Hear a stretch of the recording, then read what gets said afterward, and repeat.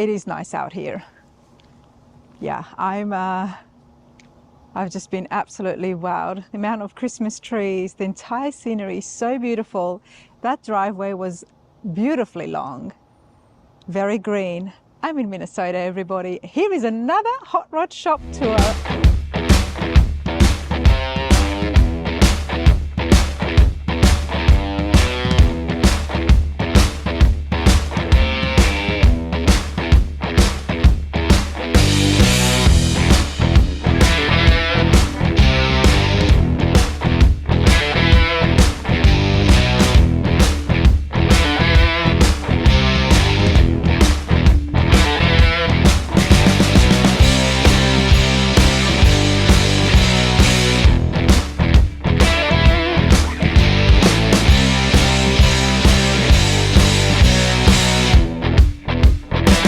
Definitely a big building, a big place. There's a lot of finished cars that I can see there, a lot of them all in finished paint. So I am excited. Let's have a chat with Jay. You must be Jay? Yes, hi Rana, how are you? It's very nice to meet you. Nice to meet you, mate. This is such a beautiful place. Yes, it's definitely somewhere that feels like it's in the middle of nowhere, even though we're fairly close to the rest of the city. But beautiful place out here, and an up north feel to it. So what is the exact town? Yeah, so this is East Bethel, is Okay. the city. We're about 30 miles directly north of downtown Minneapolis. And so it's about a 20-acre spot that I've got out here. I've got about, we'll call it a 15 to 17,000 square foot facility. We do have a shop, and we have a shed that we've got over here for intake, essentially, and then we move cars over here. And We'll have a little walk around. Driving up here, I would not have guessed a hot rod shop. It felt more like a lodge, like a little retreat, a getaway. For sure. You drive through a long driveway. Yeah. You see a pond to your right. I do live on site, so. Well, it's very well manicured. You know, it's what they say is how a person's shop is, how their work is, reflects how they are in life. And all I can say is your lawn, the entire property is very well looked after. Well, thank you. It is beautiful. Let's take the folks. I'm going to grab that camera as well, and we're going to have a look at the shed. And then I'm so excited to see inside a hot rod factory. Yes. Doesn't get better than that, everyone. It does not get better than that. So this is just a storage shed for us out here. It's I say it's one of the first things to see, because this is truly in our process. This is, once talking to a customer, we decide to do something. A car may come in here prior to us getting the time to work on it. The shed in here will it'll hold about 9 or 10 cars in here. I will warn everyone, there's some projects in here that are mine. We all collect cars, we all do it. They'll never get gotten to probably, but they certainly are in here. But we do take cars in, they'll kind of hang out here for a minute. So you can assess it. Go, look at everything, talk through. Then ultimately we'll see later where this will walk into a cold storage in the shed, and that cold storage is a staging area for the cars. And that one is, hey, we're getting real close to it. We've got parts in order. Maybe we're waiting for some parts. We just haven't got them in yet, or it's waiting for its turn. It's real close to its turn. And then ultimately when it's ready, it will stage from the cold storage into the main shop area. And once it's in the main shop area is when we'll start working on it. Okay, I love the details that you've just given me now to show the process of what happens for future clients if they come in. I think it's very essential for them to get an understanding of how it works, because there is so much involved when it comes to restoration work and projects. For sure. But then the paperwork from the client side is very important as well, isn't it? Yeah, it really is. I mean, to me, one of the more important things is that first meeting with the client and talking through the project and talking through, what their vision of the car is and kind of what they want to accomplish with the car. And then we can kind of tie, where the condition of the car is now to ultimately where they see it at the end. And then it's my job to kind of meld those two pieces together and say, I'm going to take this and I'm going to make it what you want. But getting to know the customer, getting to know their family, getting to know their interests, getting to know kind of what excites them is all the pieces that go into every little detail about the car when we put it together and when we build that car for them. It's really important to know those things. And then that will help us, those conversations will help us kind of drive timeline, budget, anything along Yeah. that line. So, And really gives everybody an understanding of what to expect. correct. Budget-wise as well. And as much as I love and encourage people to work on their cars and trucks, not all of us are capable of doing it, whether it's time, family, or the skills or tools. So if you are looking to get a shop involved to finish a project, this is the kind of information I appreciate. And I think hopefully you guys appreciate as well that what's involved. If you want to take your project over to an actual professional hot rod shop, what do they do? And what is the process and exactly what to expect, right, Yeah. Jay? No, it's truly it. I mean, we do a lot of work here, mostly full builds, about 80% full builds. Probably 20% is maybe it's a motor swap, maybe it's a suspension swap. But just even finishing a car, there's a lot of places, a lot of cars that we take in that got started at another shop, got stranded there. The work was subpar, and they just really are in a nightmare, and they need to get the car out of the nightmare and get it somewhere other than get it finished. And actually, somebody that cares about it, somebody that's going to really bring it to the finish line, because cars can sit in places for years and years and years and not make any progress. And we try to do when we pull some folks in is just really try to establish that timeline of like how long is it going to be before we work on it, what are we going to do to it, so on and so forth, but at least get them an idea of it. Now, does everything work out perfectly like we all think? Probably not, but there's parts issues, there's materials issues, there's employee issues, there could be anything, but at the end of the day, they at least have that conversation and say, get me out of builder jail and bring me to a place that can actually finish it for me. Well, the awesome thing here is, Jay, that you have been on both sides. You've been on the side of actually getting your car built, your project built, and now you're here on the other side as well of actually ensuring and building these cars and restorations. And I think that gives you a really unique perspective on things. It really does. It's something I think about every time I talk to a customer, because I've been that person on the other end. I've had I've had a car built when there was somebody else that owned this building and owned this property, and the process itself can be painful if you just never. It really is kind of scary if you've never done it before either. Yeah. And so just having that perspective of being able to, I've gone through the process, I know where the sticking points are, I know the questions to ask, I know the questions they don't know to ask yet, so that I can ask those questions or give them that information for them. And that just really does put people's mind at ease a little bit. It does. What to expect. Not all builders have been customers before, but Jay has, and now here he is, Hot Rod Factory. Let's get inside. I'm going to sit down this guy and get to know him a little bit more and tell you guys a little bit more about Jason as well, and then show you the inside of Hot Rod Factory. Yes. Let's do it, because it's starting to rain. Perfect. This is I'll call it our paint staging area. This room is kind of under construction, going to be under construction. You see a lot of racking on your left. That racking's all going away, and this is becoming the dirty room for our paint shop. So this will be the room where we do all the sanding. We'll do all the dirty style work that goes into paint and body work. And then the next room we go into will be the room where we have our actual paint booth. It'll be painting prep.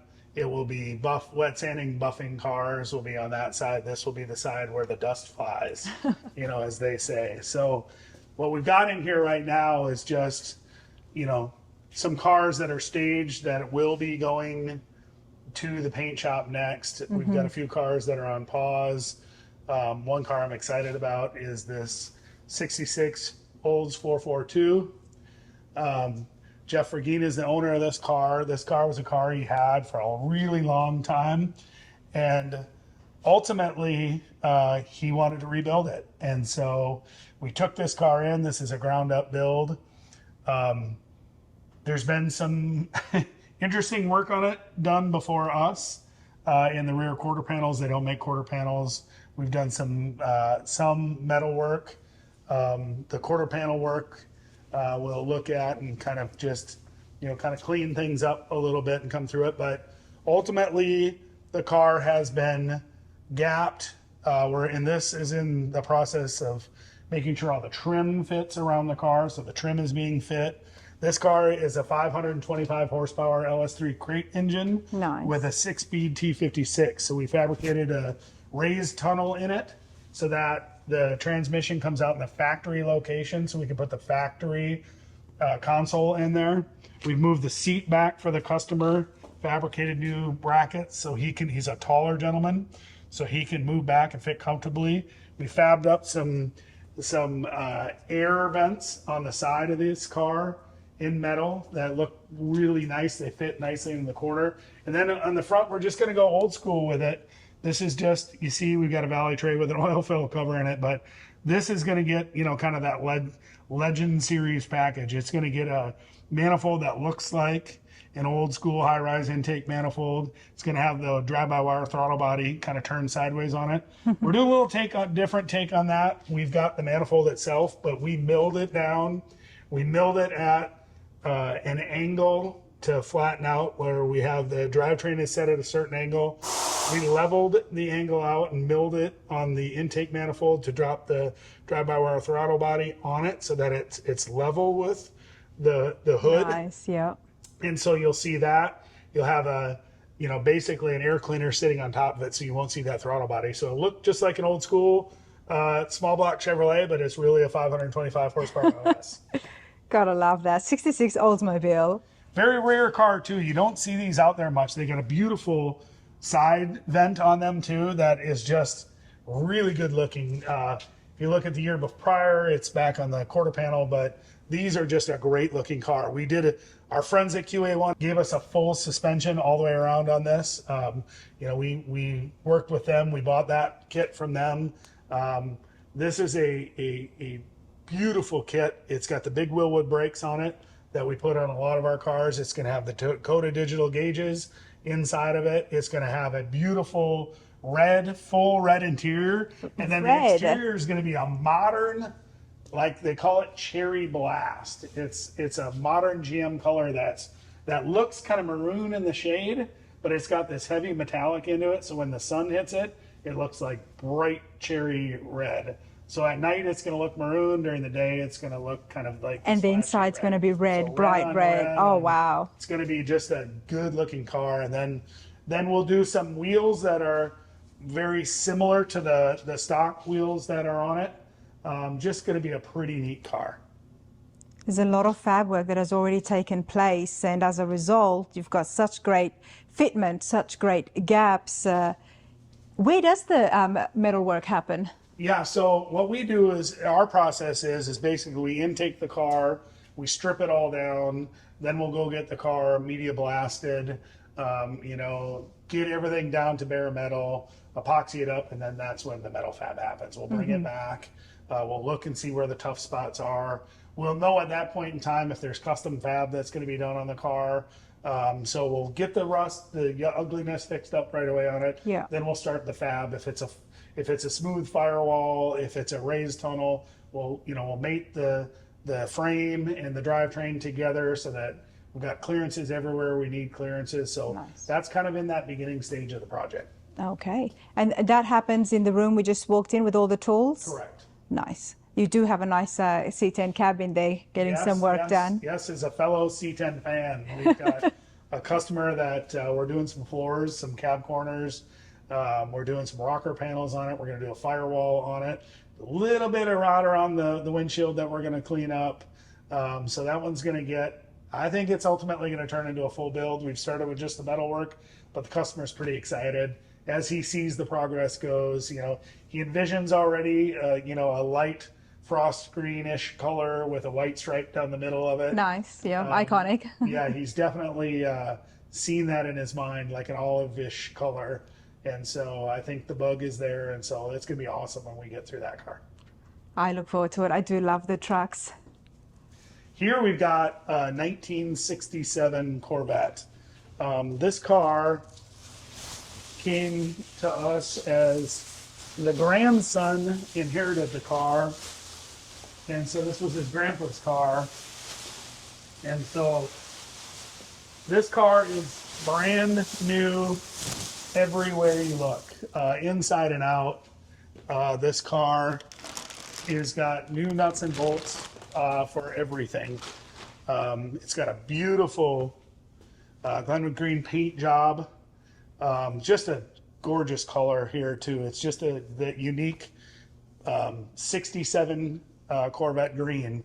But this was an original big block car. So this is a 390 horse 427. that was rebuilt by Wheeler Racing Engines in Minnesota here. They did a great job of putting that together.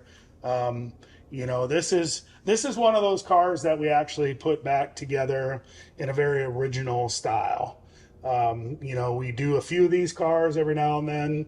A lot of it's a rest of my stuff, but this is a beautiful example of something that's put together stock. It's the stock, coolant tank and brakes and, suspension and steering and the whole works. And it's also got a beautiful leather seat interior in it, and dash covers are just gorgeous looking. Well, in the 67 Corvettes, they came from the factory pretty cool. Yeah, they really did. This is a beautiful car. It's one, obviously, I've said this is one of my favorites, and so we're getting the finishing touches on this one. We'll get some final fitment on some panels here, just touch-up fitment. We're waiting for some pieces to come back from the polisher, some stainless pieces to come back. It's got a hard top with it as well. We've got a brand new soft top on it. So once we get all those pieces back, we'll put this thing back together. We'll put some shakedown miles on it, and then we'll return it to the happy customer. Love it. Now, what's through those doors? Okay, so as we go to the next, I told you there is a lot here. mystery component of the building, we get to our paint shop. Oh, wow. So the paint shop here, it's just pretty standard paint booth. You see a project that we're working on here. We have two cars. I have two folks that are working back here. Just recently today, as a matter of fact, we had some maintenance done to the booth. So they just helped clean some of the stack and clean it out.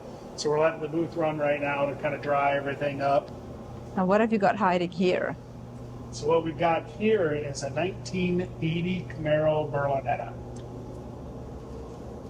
So this is Steve and Bonnie Thomas, and Steve bought this car brand new in 1980, and so he's had this car for a long time, and they came to me, a couple years ago and said, hey, listen, I'm interested in doing a build, and this has got a special place in my heart because it's actually the first build that I kind of secured as the new shop, and so this is an awesome car. Came in, it had a little bit of rust. It's from Wisconsin, so not a terrible lot. A little bit of work was done to clean that up a bit, but Steve wanted a newer style driving car, and so his wife they had just purchased a 25 or 24 Mustang convertible for her, and so she said, hey, it's your turn, have at it. And so he's going to build this car, and so he had ideas of something that he could drive every day that was a little more modern than what it was. And so kind of what we're doing on this one is we did LS. He wanted the 6-speed manual, so we put a T56, brand new crate LS with a American powertrain T56. We did some QA1 front suspension, some Hotchkiss rear suspension. We did the big Willwood brakes on front rear, 14-inch 6-piston front, 13-inch 4-piston rear. He's going to do factory dark blue. Okay. This exact same color that it was. And then we're going to do a blue leather, navy blue leather seats and interior in the car with perforated leather seating surface. And then he's going to go with the Dakota digital gauges and just a nice, stockish looking inside, but just with some upgraded materials. And one that he can just drive around. That's correct. He wants to be able to drive this, anywhere he wants, and enjoy the weather, enjoy the countryside, enjoy just cruising around with his wife with it. This is pretty cool. And these are the panels for the Camaro, I'm guessing? Yeah, so these are the panels for this Camaro. These are the panels for that Camaro. And this Camaro will get blue stripes on it. And so we're kind of waiting to paint the hood and the deck lid together so we can lay the stripes on it. There's a lot of different buildings, and I love finding shops that I have not been to before. So I hope you all are enjoying it. There's a lot of cars, there's a lot of finished cars. And I'm not surprised. When I think of the hot rod factory, that's exactly what comes to my mind. Okay, so this is It's beautiful. Can I This is just a say it? beautiful car. So wow. this is a 1936 Plymouth P2 sedan. And so this customer was a transition customer that we've got, that this car has been years in the making. And ultimately, this car has got a custom interior, obviously custom beautiful paint. This green is just amazing. We do have an LS3 crate motor with a 6-speed, a 6L80 automatic in it. We have rewired the car. It's got a custom Mustang 2 front suspension, QA1 shocks. It's got a 4-link rear suspension. The fenders have been widened an inch or so. It's got a 10-inch wheels on the back. Everything is custom Dakota digital gauges. Beautiful interior by Premier out of Rogers, Minnesota. This is beautiful.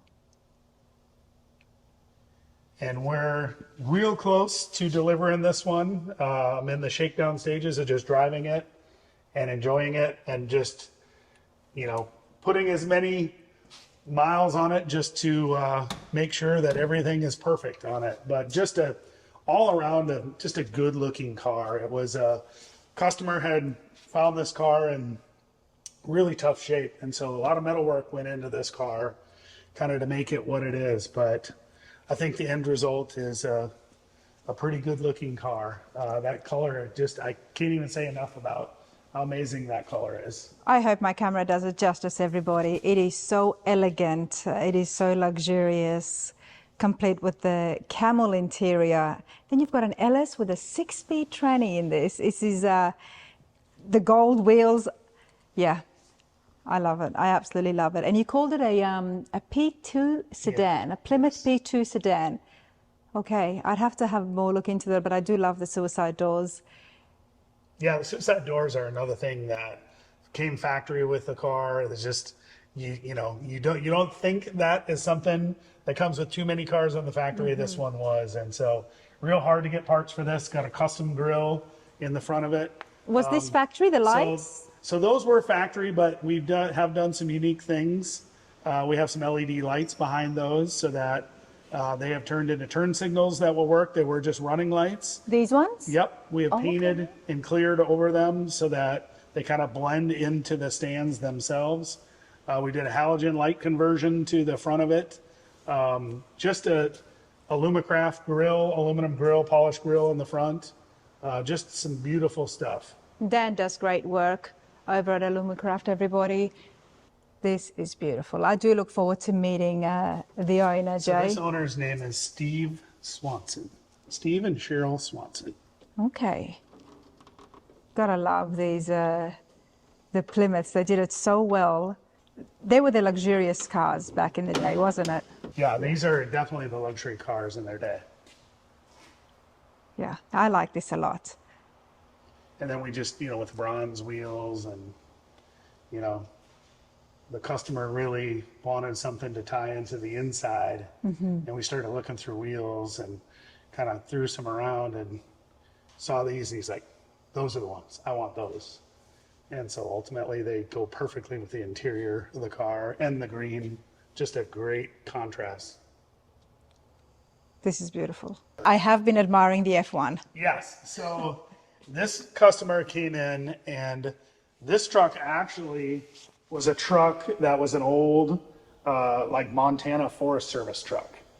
And a friend of his, I believe, had it in a barn, and they found it, and they're like, man, that's a super cool old truck. So, let's maybe do something with that sometime. And so he brought it here. We talked through it. We talked through what we want to do with it. And ultimately, the truck is it ended up being a full build. It was in tough shape. It had bullet holes in the fenders. It was really interesting. It was a unique color. We tried to find the color that was as close to the Forest Service color that we could find. It's a modern Ford color that we ended up putting on it, but I think it's a beautiful color. But it was rough. The cab was in tough shape. We did a lot of metal work on the cab. Then I put in a few new body panels on it. We ended up putting power steering on it. We ended up putting a crate Blueprint Engines 302 in it with a C6. We put the bear claw latches in it. Nice. So you have a nice opening and closing. We modernized it a little bit on the inside. We did Dakota digital gauges. We did a aftermarket, I think it's classic auto air, HVAC system, low car shifter. We did our own little, custom bracket for a radio that he wanted to put in there. His kids picked the radio out. Just did a nice light colored seat cover for it and covered the stock seat. Had a lot of the stock panels and everything that you can get from LMC in it. He just didn't want to go wild with it, but just wanted it new and drivable. You can tell just by looking at the wheels and tires that everything is pretty well stocked. You look at the bed, he's going to do a father-son project for the bed, the wood bed. And so that was pretty cool that we'll leave that there for them. We did a little bit of tinted bed liner, Raptor liner on the top and around and the back on the tailgate for him. Moved the gas tank to the back, put dual exhaust on it, ran that out the back, new bumpers, new everything. I mean, it's pretty well, everything is brand new on this thing as well. And so it's just kind of one of those builds that they wanted something they could enjoy as a family and drive around and just cruise around. On summer days, spring days and nights, summer nights, take it wherever they want to go just for a Friday night cruise. So it turned out really well. We're doing some shakedown miles on it now, but it's going pretty well. The truck's running really good, and I can't wait to get it back to them, and I'm sure they're going to enjoy it. We've been texting back and forth over the weekend. You're just as excited as the customer. For sure, about how much fun he's going to have with his family with a car, which to me warms my heart. I mean, that's great to be able to do. I mean, I live vicariously through my customers, right? But you know what I love, Jay? Your attention to detail on how much what the customer wants and needs, and the back and forth that you're going just to, for example, even with the Chevelle, what they want to do, exactly the kind of drives, where they're going to drive to. And now again, the kids' involvement. I do like that because it is about building those relationships, isn't it? For sure. It is. And I look at it this way as we have a process when a customer comes in. I have a process that, I really want to get to them because I always say it's a partnership, right? And so when we come in, it's oddly weird because it's like an interview both ways. They're feeling me out for what I can provide to them, but I have to be able to work with the customer as well. And so we talk a lot about like what they're interested in. And, one of the first questions I have is, if a vehicle is done, what do you want to do with it?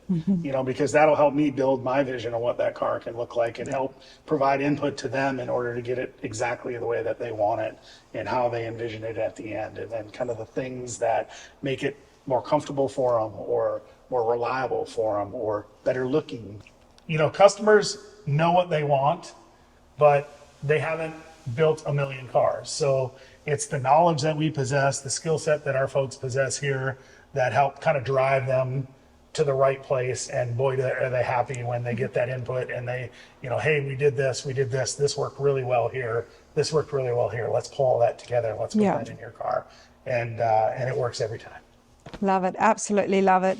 Well, since we are here. Yeah, this is an amazing car here. This is a good example of some fab work some really nice fab work that we can do. This is a 70 Charger, and this gentleman came in and said, I love Chargers. I want something a little bit different. I want something modern.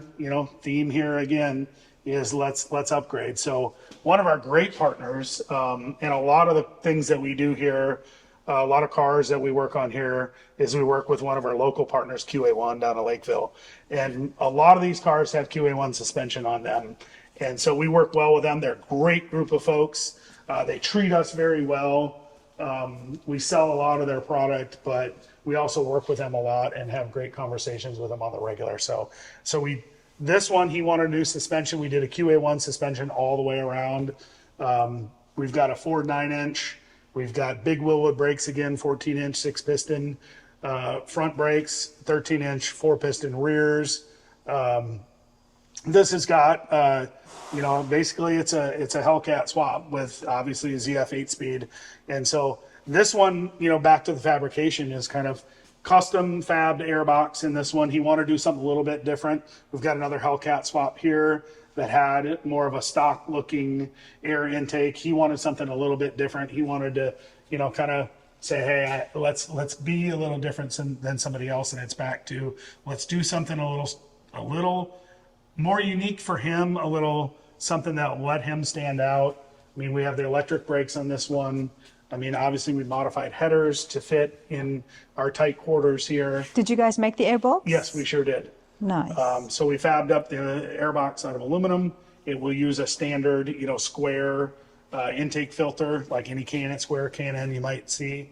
If you come over to this side, we fabbed up a kind of a nice hidden intercooler tank, just kind of tucked away in the corner.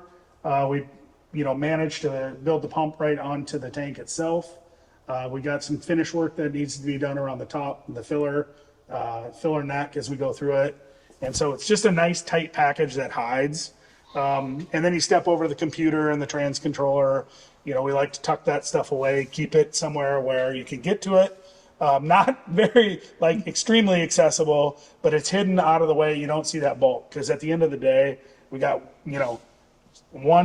one connector that'll run up through the bulkhead. A bulkhead will run up through and into the car, into the rest of the harness of the car. But at the end of the day, what we look at is simple and clean as timeless. And that's really what we're trying to do here. And so this car, we'll start kind of wiring. It'll be the, your standard Dakota digital gauge car. We'll finish and start working on some of the metal work on this car, kind of run through it. We'll eventually paint it.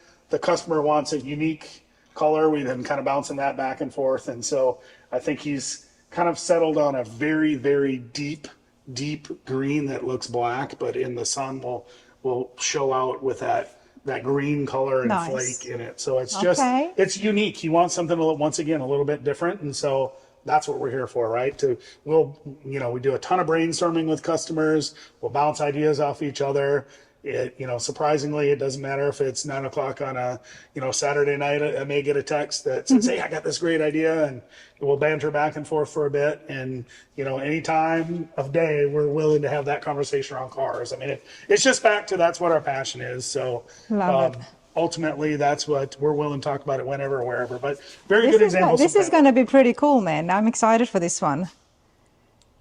This is any idea when or towards the finish line, you think? Yeah, so this one, we're a ways out on it. Yes. Yeah, we'll start wiring and stuff. So this one is on a little bit of a pause for the summer as we clean some other things up. He wanted to take a little bit of break. We'll be hard back at it in August on this car, and then we'll just finish the wiring and we'll kind of run that through. Then we'll get it back into the metal shop, do some cleanup on some things on the car, and then ultimately get it back to paint.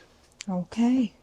Yeah, this car, this is going to be an awesome car. I'm really excited about this one. I'm excited about them all, but this one I'm excited about too. But this one is one of those that pretty cool customer, went through some really hard times in his life, and he's pulled himself up and just kept going and cranking, and now he's got time to work on something that he said is the longest thing that he's ever held on to, is this car. So this car, when it first came to us, you might have first glanced, like every customer, hey, it's a great car, the body's great.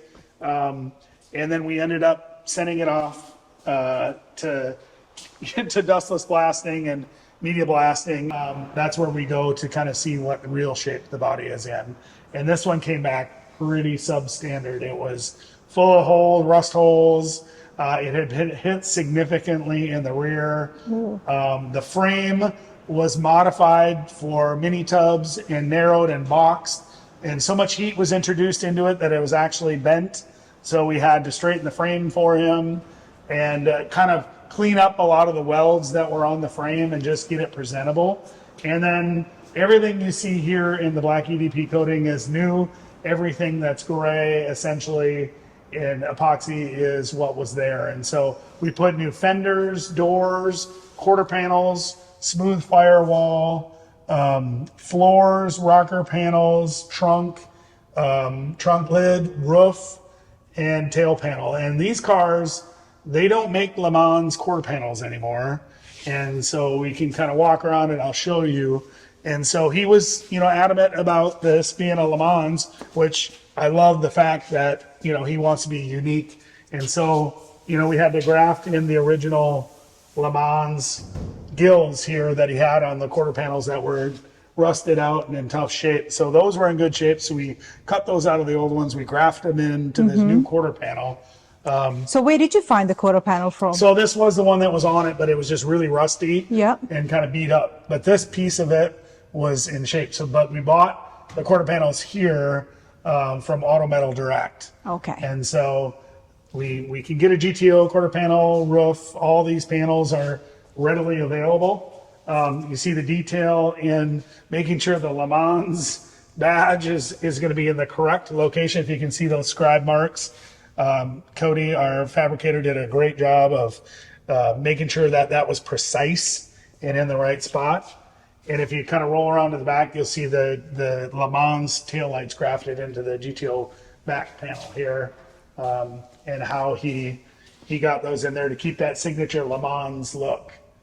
Now, the one thing that's unique and special that's going to be about this car is going to have something that I have never seen before, but ultimately it's getting a GTO hood, but we're going to take that GTO scoop and we're going to cut that GTO scoop out. We're going to work it a little bit, but we're going to ultimately make that a shaker hood scoop. So that'll be mounted to the motor. Yeah. And then the hood will kind of drop around it. And so that'll be have a cutout in the middle. Cut out in the middle for that. Nice. That will be attached to the motor. And so that's going to be something unique for this car.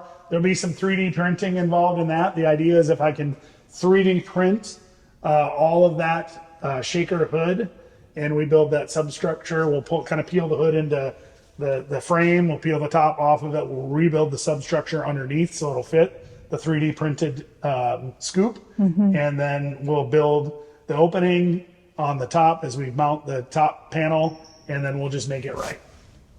I mean, it's going to look brilliant. Yes. Definitely sounds like a lot of work, and so much work has already taken place. When we see all of these parts from the aftermarket, and it's great that it's there available, they still require work and fabrication. Correct. To make it fit. It's not as though you just put it in and all together like Lego. A great example is if you can tie in real close to this fender, front of the fender, trim piece that goes around it, and how this didn't even come close to fitting, and he's kind of worked his way around it and is working around to get that to fit perfectly, to get the panel to fit with the plastic. And this is the original panel, and all the work that goes into these are brand new panels, but they were not factory necessarily stamped, so we're still grateful that they're here. We are very grateful they are here.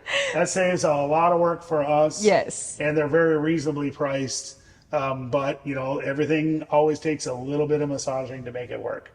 But I'm excited for this. This is an exciting car, and with the 3D printed scoop and everything goes back to what we tie into the idea of bringing technology as my vision here, and keep moving forward and bringing the best and newest technology to this shop. This is it's definitely going to be some exciting times up ahead. The vision is so awesome. The vision is very big. And it's so possible with what you've already achieved. In how long have you got ownership now for? How many years has it been? It'll be 2 years on July 2nd. Wow. You've done a lot in the 2 years. We've come a long ways. Have you slept? We've come a long ways, and pretty proud of what's happening. I'm pretty proud of the culture that we're building here from an employee standpoint, and proud of our customers. Trusting us to do a lot of this very important work that I do not take for granted one bit. And so it's just, I really don't have time to step back and say, hey, we did great. I mean, because we always got to keep moving forward. Yeah, absolutely love that. Oh, it's such an inspiration. It's awesome to see folks take that plunge and just change careers. And especially when you get into cars or anything that makes you happy, you're going to put more than 200% into it. And I can see that from yourself. The passion, the excitement is there, which is why Hot Rod Factory LLC is the future is so bright. And just already right now, by what you have been doing and the cars that you're pulling out. It's great stuff. Yeah, I'm really proud of it. And I'm proud of us, proud of the team here. I mean, I'm so excited to what we move forward to, because there's a lot we're going to be able to do. 66 automobile that's had so much fab work. The Chevelle, Camaro, Plymouth, the Street Rod, absolute sedan. I'm absolutely loving the variety. I will say that. Okay, Jay, Perfect. it's Yes. good to meet you. Very good to meet you too. Glad you were able to come out to my slice of heaven here. You can say that again. Yeah. You definitely got yourself a really good piece of property here. And not just that, this place here, Hot Rod Factory. This is amazing. Yeah, I really enjoy this space. We have plenty of space to do everything we need. We have area for a mechanic shop with 3 lifts. We have an area for cold storage with 4-post lift. We have a full fab shop that we have. We have a staging area for our paint and body area. We have our paint booth building or room, I'm sorry. And then we have an additional space outside of here that we have a very nice pole shed that stages our cars and holds them for us. So we got plenty of room here, that's for sure. You're definitely a car guy. Yes. From our chats about some of the stuff in your own collection, you're definitely a car guy. Hot Rod Factory has been around for many, many years, and a lot of the local community do know the name as well. When did you get involved? Yeah, so I have a unique story. This is a Hot Rod Factory Incorporated was a business that was here since, pre-2004. And I had heard about it and decided in 2009 or 10 that, I wanted to build a hot rod. I've always been a lifelong car guy. We've had cars growing up since I've been a kid.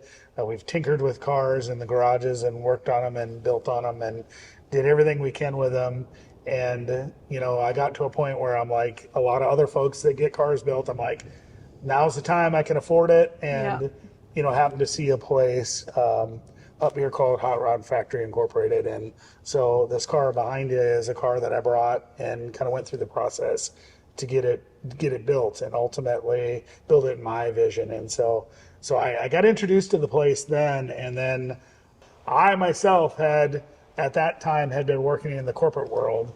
And so I worked in the corporate world for 20 years and then ultimately figured out in talking to the person that owned this place that they were thinking about getting out of the property and everything. And so ultimately, after a few conversations and about 2 years worth of negotiating the assets and, in property and such, I was able to work something out. And so that's a bold move. it was a huge move. I have a huge passion for cars, but definitely very different to go from 20 years in the corporate world to, kind of owning and running a hot rod shop and, ultimately diving headfirst into 20, 25 cars and 6 employees and kind of jumping right into things.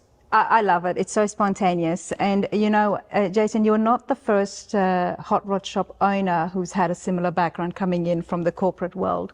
And I've said this before, is that there is so much involved in these shops when it comes to the paperwork, the business side of things. And sometimes it can really work in your favor when you can be that from the corporate world and have that business background. Yeah. In managing, because there's so much management. Yeah. Each project, there is so much involved. And then you've got multiple projects. You need somebody who's going to be able to manage it to ensure that the clients are happy, that they're getting what they're paid for, and that the work is moving. It's a big task running a hot rod shop. It is, and it is multifaceted. There's a ton of things from the corporate world that will run right over into this. I mean, if you talk about projects, I mean, every car is an individual project. So any kind of project management experience that you could gain in the corporate world is helpful from that aspect. But not only that, it's, just process improvement. It's process integration if there's no process there.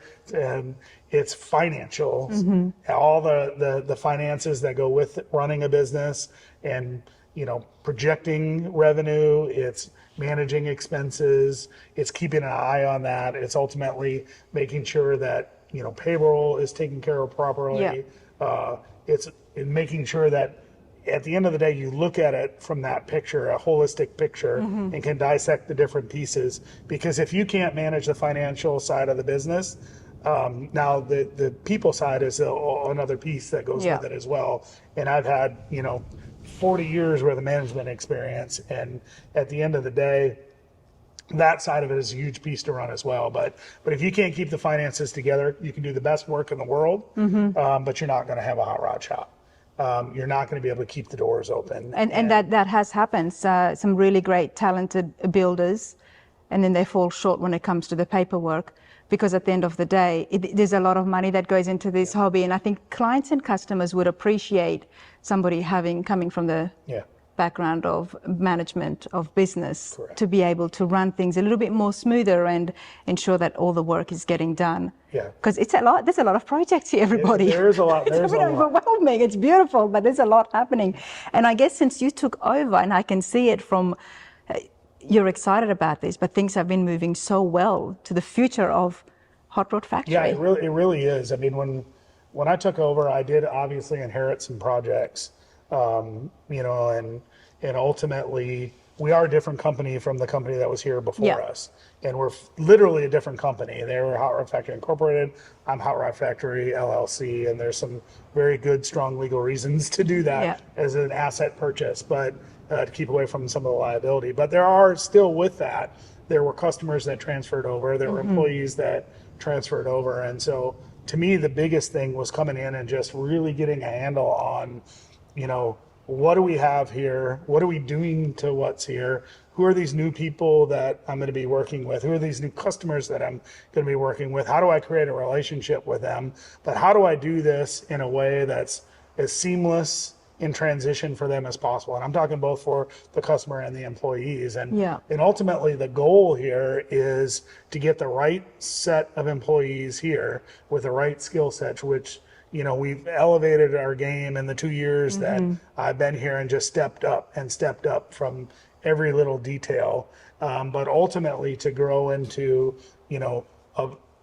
a bigger company that can touch more cars, that really can impact more customers in such a positive way. Because this is truly, a project is like somebody's works their whole life for one of these cars and spends the money that it takes for one of these cars. This is an extension of themselves, an extension of their family. And so I'm entrusted. I take that as a huge compliment and a lot of pride, but I also take it seriously that I'm handling their pride, their joy, and I'm making it what they want it to be. And so at the end of the day, that's an important responsibility, and we take that serious. But ultimately, we try to make this place, the goal is to scale this place up and touch as many cars as we can, and also to help, employ folks around this area that are talented and that can really showcase some of their skills and do something they love. And that's what I want here, is I want an employee that loves cars, that loves working on cars, and that's kind of what we've got. That's the culture we're building here in this building. And I'm very excited for what we've got going. I mean, there are more future plans. I mean, ultimately, this Camaro that I built was in my vision. I love that car. We have other Camaro in here that's, I'll call it a R&D type car. But ultimately, at some point, I envision we have jigs here for a 1969 Camaro, and I ultimately envision building 69 Camaros, as a customer kind of vision car, but in their vein, but maybe in our kind of push and our technology that we use in these cars, forefront of technology, more of a... To have a section dedicated just to the Camaros. Correct. To the 69 Camaros. Correct. We've seen it with the Broncos. We've seen it with a few of the other, we've seen it with the Mustangs as well, and obviously with Factory 5, the Roadsters that they do, and we've seen it with some Model A's as well. It can do really well, because I mean, when you've got a particular make, a beloved make, the 69 Camaro, it's a favorite, it's so popular, and then to streamline that you're able to, and anytime you start producing the same thing over and over again, you get better at it, but you also get quicker at it. Correct. And then the customer likes that too. That's exactly right. So I do like that vision. Yeah, think of it as building a house. We've jumped right into what the future plans is. Right, just right into it, but you have to start with the end game as you jump into the beginning, and that's truly what it's about is, I have a vision, I want to run that vision, but I have to build to that vision. And it starts by, kind of as you said, pulling into this, jumping into new customers, jumping into a brand new business, and getting your feet under you first. And that is, I can't even say how important that is. Well, I applaud you for that. I think it's brilliant, and it's not easy. It's definitely bold, but anytime you undertake something like that, I think it really challenges you as a person, but it makes you grow. And I'm all for it. I'm always doing new and interesting things. So obviously, I'm going to be here very excited for Jay and the future ahead. Looking at all of these projects, and you did inherit some from the previous owner, did you have to sit down and sit down with those clients to get an understanding of what their vision is for the build? Yeah, really much so. Because you had no idea. I really, as you walk in and inherit, some projects, I knew nothing about them. Yeah. So I looked at it as an opportunity to really engage with the customer, let them know who I was and what I'm all about, what I bring to the table, what this company is going to be for them, and what we're going to do for them with their project. And there are differences. There are lots of differences. I do things a different way because I come with a different perspective. Yeah. And the idea here was to reach out to all the customers and really chat with them about and get to know them, and go back to having that conversation about, what do you see this car as when it's in its end state, and what do you like, what do you do? What was their response? Because builders and customers, they build such a bond, a relationship, because so many years working on a project. Was it a very positive response? Did you get some hesitant? Was some upset that all of a sudden a change of ownership? Yeah, it's a mixture of the above, right? I mean, surprises sometimes are still surprises. This is a big investment, so there's a lot of trust that goes into, hey, this is where I'm going, and in the middle to get a transfer, of people that are going to be touching your car and working with you to touch your car and work with it. Because you had to convince them that you will get the job done. It's a big deal, and so kind of my biggest sale is just back to the communication levels that I can provide. Kind of what's important to me, attention to detail is extremely important to me, and how much pride I take in doing the right thing. And there is a lot of, I am going to cut you off there because earlier on before we were filming, we were having a walk around. There was a paint job, the 20 person. I looked at it, this is a beautiful paint job, it's all finished. But no, Jay's tearing down the entire car again and having it get repainted because there were some specks that he could see. Yeah. So when you mentioned attention to detail, I had to emphasize that is really key with you.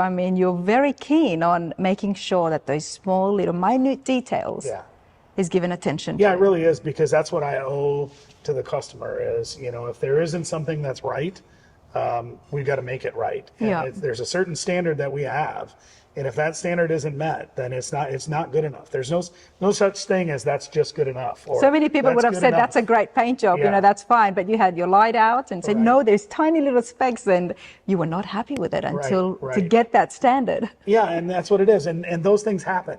Those types of things are sometimes out of our control. It could be, things like contamination that was there that somehow got there. It could be bad paint batch, that we've got. But at the end of the day, it wasn't bad at all. Hopefully I'll get a chance to show you guys. You can't let it go. So you got to do what's right. And at the end of the day, that's what's important. So those are the kind of things that if I sit down, as I brought each customer in to talk to them, because the other thing I had to do was kind of re-talk about the scope of the project and the timing of the project. Yeah. And so bringing them in was important to me to have that conversation and get them to know who I am and what's important to me, and let them know that I think that job is important. And so we had some great conversations with customers. Customers were all great about it. It's impressive to see that, I think about it from somebody who had a car built that boy, that would be awfully tough. Yeah. But that's also the perspective that I brought to that conversation as well. It's like, this is a difficult situation. Let's talk through it. Yeah. Let me know what your concerns are. Let me tell you how I can combat those concerns and what we can do together moving forward to make it. And they would the have experience appreciated that. Right? That's, I mean, I love that. They would have so appreciated that. Yeah. Hot Rod Factory, LLC. Jay, let's talk about yourself first of all. You are on Rana's radar, so we're going to show the facilities. Your favorite car or your first car that you had that got everything started, because I know you've got Corvettes and of course Camaros and stuff, but what was it that really sparked the bug in you? Yeah, so that's what it was. I mean, I can remember maybe three very specific memories as a child that kind of sparked me on when I was, 7, 8, 9 years old. I remember one time sitting at an amusement park, looking down from a ride and seeing this orange car with these black stripes that, turns out that's a 1969 Camaro with rally stripes, and thinking that was the coolest thing in the world. And then as I got older, when I was 12 or 13, visiting my uncle who had a Corvette convertible in his garage, and sitting in that, playing with the manual transmission, shifting the gears on it, thinking how cool that was. So that, affinity to Corvettes kind of jumped into my head, and then kind of topped it off when I was probably 12 or 13, and my older brother brought home a 69 Camaro, and then it was that was over. And so my two cars that I really enjoy are a 1969 Camaro and a 1967 Corvette. Those are just my a split window Corvette everybody wants, a little harder to get, nice. But that ultimately is the bucket list stuff. And so, that was kind of what fueled the car passion. But, I had a dad who, is kind of my mentor and kind of hero, and he appreciated cars his entire life and always had cars that were just immaculate and spotless. And that's where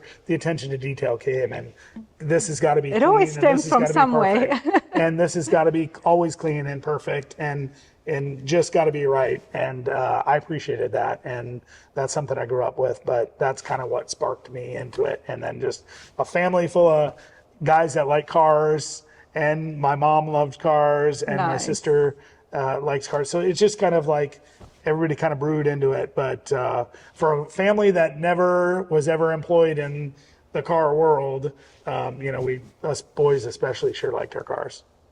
Despite liking just the Camaro, the 69 Camaros and the Corvettes, there's a big variety of projects, different makes, different models. We've got trucks, we've got muscle cars, we've got a street rod sitting in the back.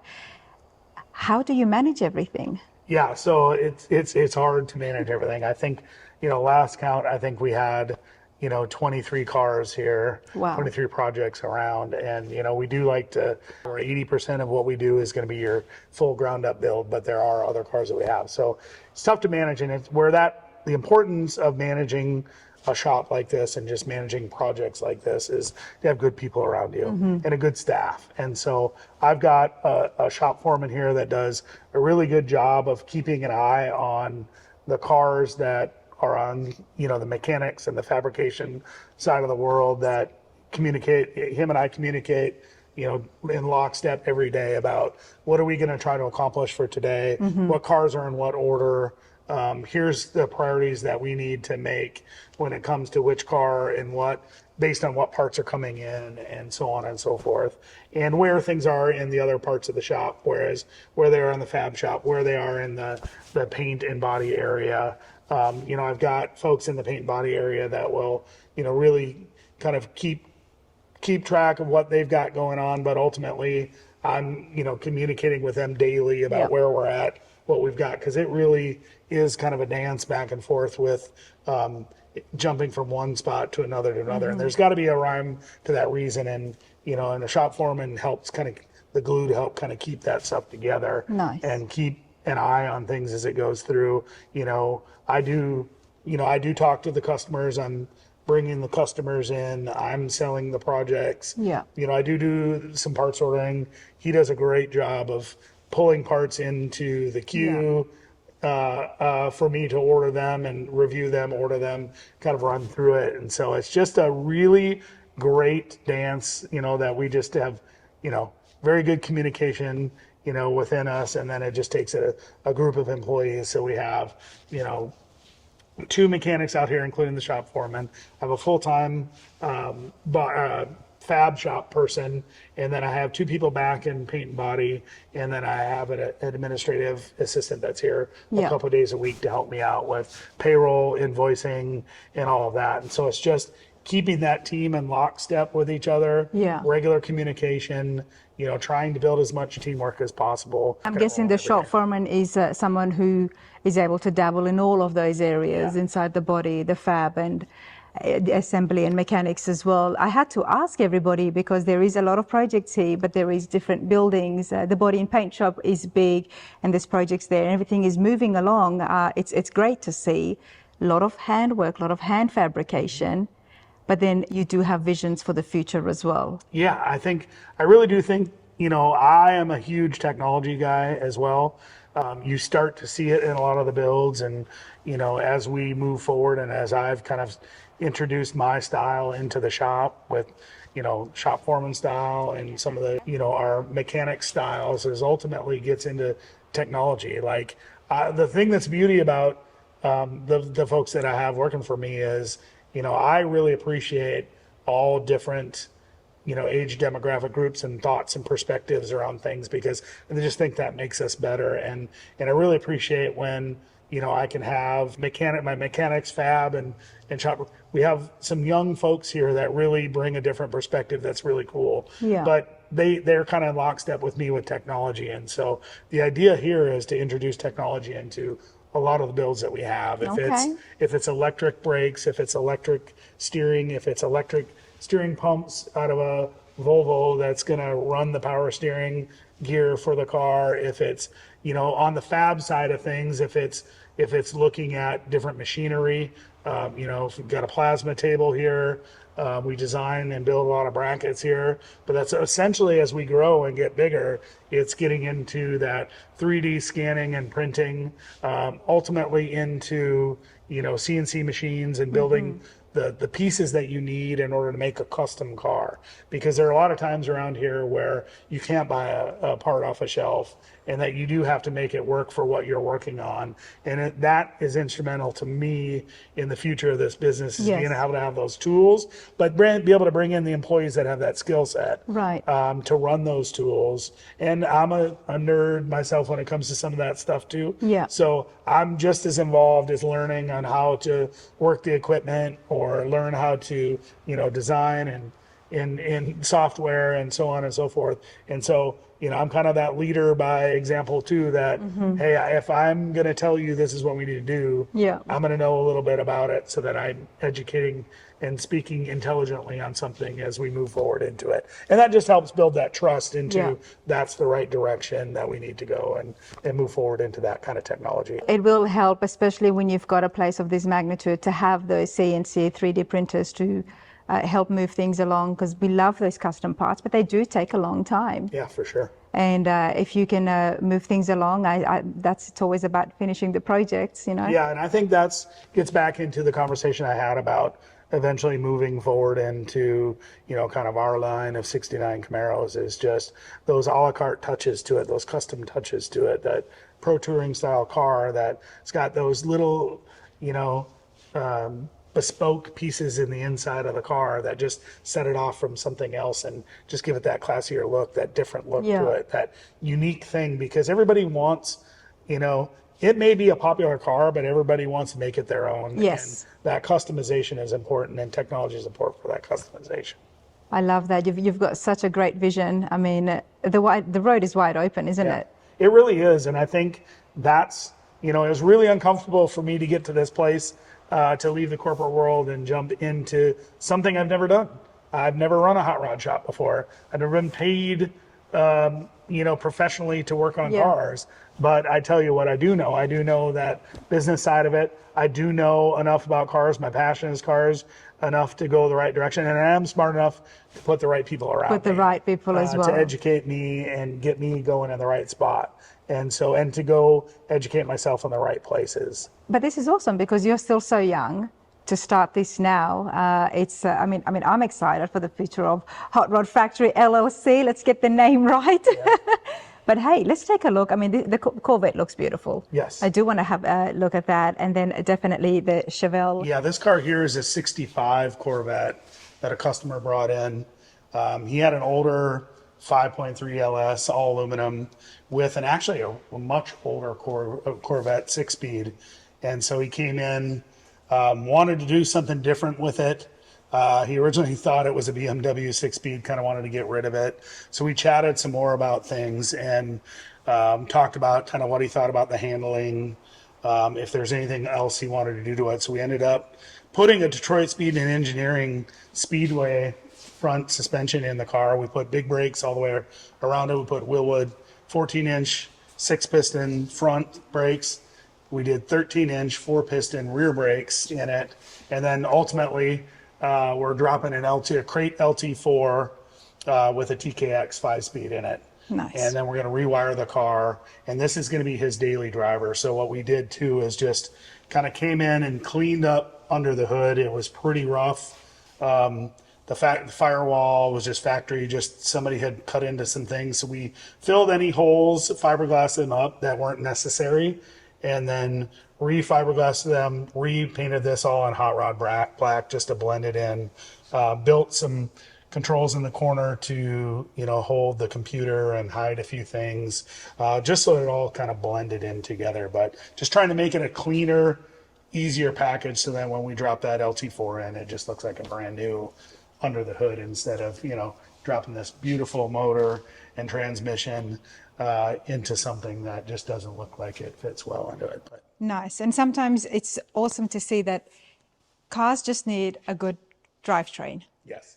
The body sometimes is not as bad. I mean, this body's been well painted, but you do get those classics that just want to have an upgrade. And then to have the Detroit Speed suspension in there and new engine, new transmission, it doesn't necessarily have to be a full build from the ground up. Correct. Yeah. And we see a few customers doing that. Now, most of what we like to do, about 80% of our work is a ground up build, but we do get customers that do come in that want to do this, 50% build or this. The undercarriage. 40% mechanical build. And, this one, in addition, when it came in, it had actually, these wheels are for a newer Corvette and they're zero offset wheels. And so he didn't like the look of them. It actually had spacers on them, kind of unsafe, broke a spacer, wheel flew off of the car. Oh, wow. Ultimately had to get that repaired. But so we measured, we're putting new Forge Line wheels on this one. They're actually up over there. But those will go on this car, Forge Line custom wheels. So it's just going to be a really nice upgrade for him. These days, we are seeing, as much as we love seeing the high-end show cars and the trailer queens, if you must, more and more now, the trend is to have that awesome drivetrain, a really good chassis, a really good suspension, equipped with a great power plant. That is definitely the trend, and more folk are now investing in their money to having that great drivetrain because everyone wants to drive these now. Yeah, that's really what it comes down to, and that was his thing. Is hey, I want something that's reliable, that I can get in, I can turn the key, I can drive it 1,000 miles if I want to drive it without even thinking about it. And yet the car it's a classic car, it looks great, but functions perfectly, more like a modern car that some folks want to get used to. And it's amazing how many of these cars that we're doing nowadays. It is truly shocking that it almost feels like 7 or 8 out of 10 cars that come in, this is what we do to it, is a modern drivetrain and transmission to them, modern brakes, modern suspension. There's definitely a theme here, everybody. I can definitely see that there's a big focus on that drivetrain, on the functionality here inside with the projects. So we are going to have a look at some of the others. Definitely curious about 66 Chevelle. Let's bring it down. Yeah, so this car, the 1966 Chevelle, in 2005, this car sold for $250,000. So it hit the show circuit. It went all over the place. It got a lot of awards at a lot of the big shows. And so this car came to us. The owner of the car it had a 502, crate 502 GM, 502 horse, with a turbo 400 transmission in it. And he just I want to jump in, have something reliable. I want to not worry about it overheating. I just want to drive it. I want to drive it up to the lake cabin. I want to enjoy it with family. I just want something that is dependable. And this car is kind of what we're doing to it, is making it dependable. But we talked to Blueprint Engines. They make their own blocks now, LS style blocks, iron blocks.